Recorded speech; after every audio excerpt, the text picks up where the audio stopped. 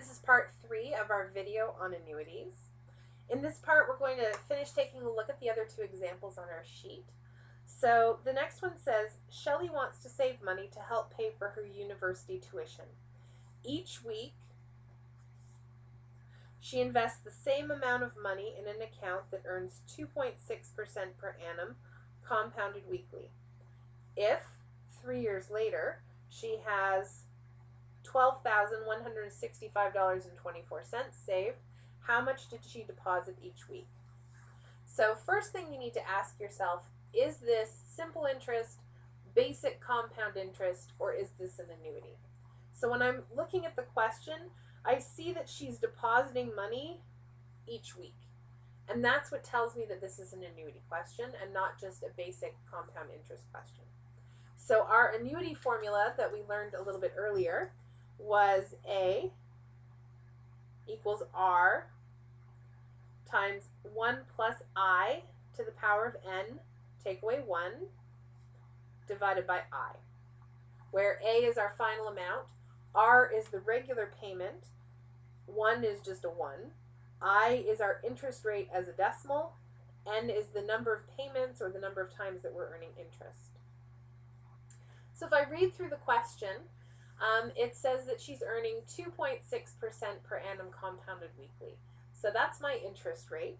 We're getting 2.6%. And because it's happening weekly, the interest gets split up into 52 even pieces since there are 52 weeks in a year. So we're going to divide this by 52, and we always divide by 100. Where's the other one? So 2.6 divided by 52 divided by 100 is 0.0005.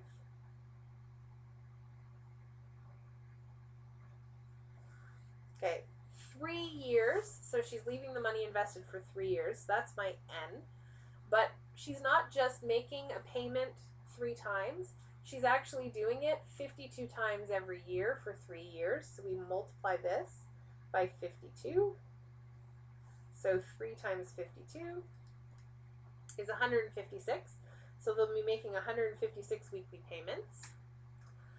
And at the end, that's my final amount, she has $12,165.24.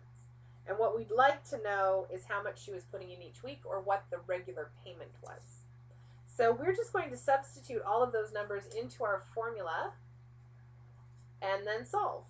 So my A is $12,165.24, and that equals R, which I don't know, times 1 plus 0.0005, that's my I, to the power of 156, take away 1,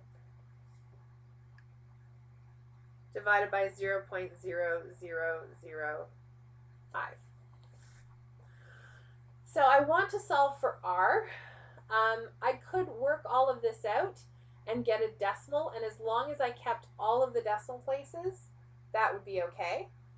Or I can take this to the other side and multiply and then divide by this. So either option is all right. You can either work this part out and leave it as a decimal, or we can move it in multiple stages and then go from there. I prefer not to have to do decimals if I don't have to. So I'm actually going to take this to the other side by multiplying.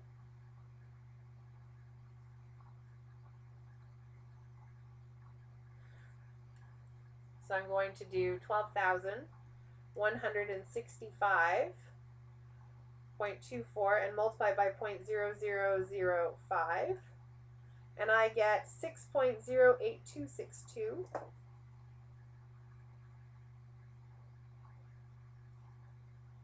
equals R times, I'm just going to add these two numbers together. So that's going to be 1.0005 to the 156.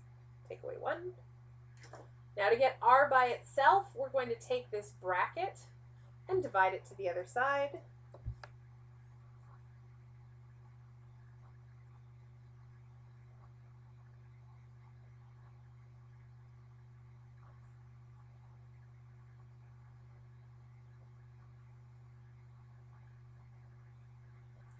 and then I'm just going to calculate. So I'm going to take this number that I still have on my calculator, and we're going to divide it by bracket. Now, I have a choice here. I could do 2 brackets, or really I don't need the bracket here anymore if I've worked this out, but I'm going to put the extra bracket in anyways. 1.0005, close bracket, to the power of 156, take away 1, close the bracket, and I get 75, oops, can't really see that, 0.0000, and then 14979, so that's basically $75.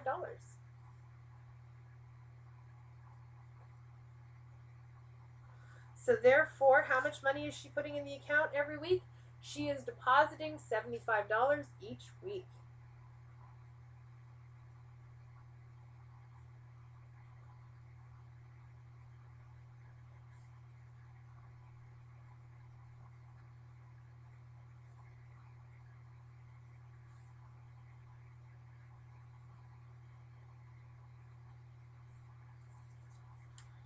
All right, our last question is about Sam.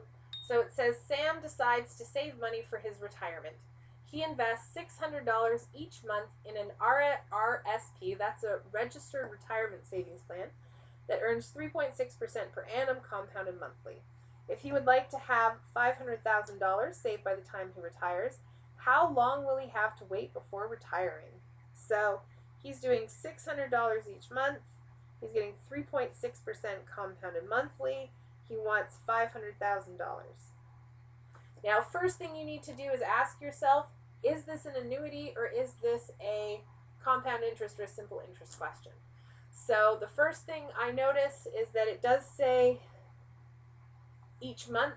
They're putting in $600 each month, so not just once, which tells me this is an annuity question. So my formula is A equals R, bracket 1 plus I to the power of N, take away 1 divided by I. And I'm going to list A, R, I, N. So the $600, that's the regular payment. He's putting that in more than once, so that's my R. I know it's not my A value since we're doing it more than once. 3.6 is my interest rate, but it's being compounded monthly, so we divide that into 12 even installments, and we always divide by 100 no matter what when we're doing interest rate. So 3.6 divided by 12 divided by 100 is 0.003.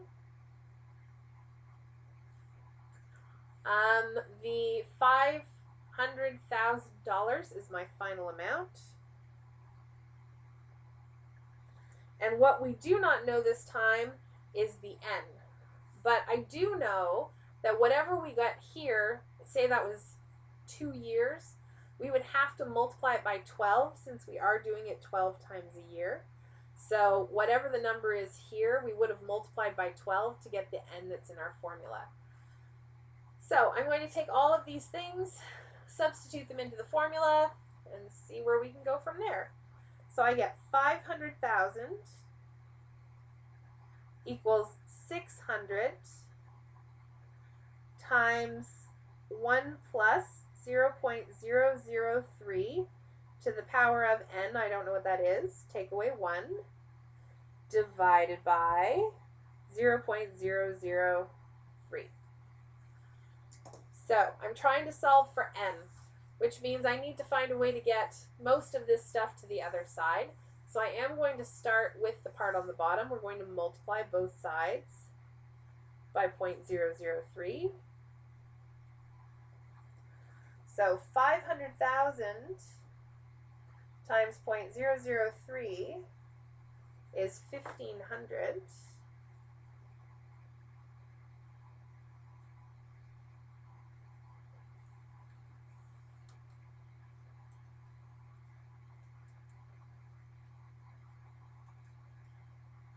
Right, so I get equals 600, and then I'm just going to add that to get 1.003 to the power of N, take away 1. Right, we are still trying to solve for N, so I'm going to keep peeling away the layers here. I can't touch anything in the brackets until I deal with that 600. So I'm going to take the 600 to the other side by dividing. Now 1,500 divided by 600 is 2.5. That gives me 1.003 to the power of n take away 1. To get rid of that take away 1, I can add 1 to both sides. And that gives me 3.5 equals 1.003 to the power of n. Now this is the tricky part. I need to find a way to write 3.5 as a power of 1.003. Now there's a couple of ways to do that. One way is to take 3.5 and divide it by 1.003 until you get a 1 and just keep dividing. And another way to do it is guess and check. So I'm kind of feeling the guess and check for right now. We'll see how that goes. One of the things that you can sometimes recognize is that if we're doing it in months, sometimes we can try doing multiples of 12. I think that it's going to take a pretty big number to turn a 1.003 into a 3.5. So I'm going to try 100 and start there. And I get 1.3, which is way too small. So I'm going to try 200.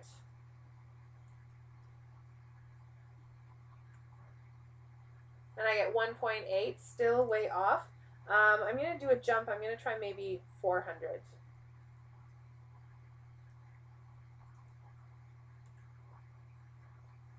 Oh, that's a little bit closer. I got 3.31, so that was 400. Maybe try 450.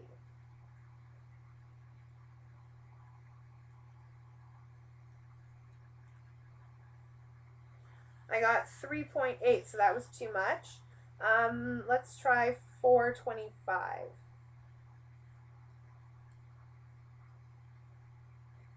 Actually, I'm going to try just 410. That's not bad. Try 420. So 420 came in close.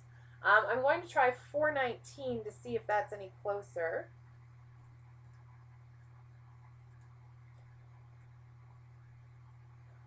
Okay, so that's not so bad, but this would still round to 3.51. So I'm going to try 18.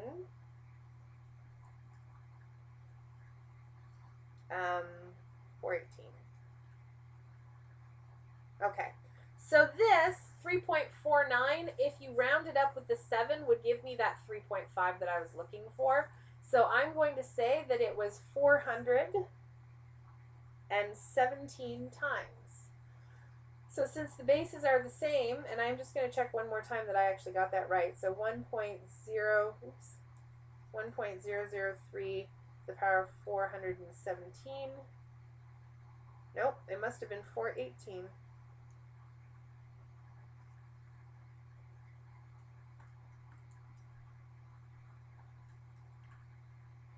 I'm glad I checked. All right, so the power of 418, so n is going to be 418. So what does that mean? That means we were calculating this in months. So it would have been 418 months. So I'm going to say, therefore, Sam has to wait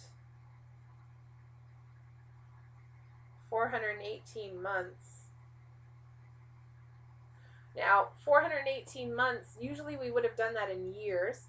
So we multiplied the number of years by 12 to get 418. So if I'm going backwards, I'm going to take 418 and divide it by 12 to get 34.83 years. So he would have to wait 34.83 years, or let's see, 34 times 12 is 408. So he'd have to wait 34 years and 10 months to retire.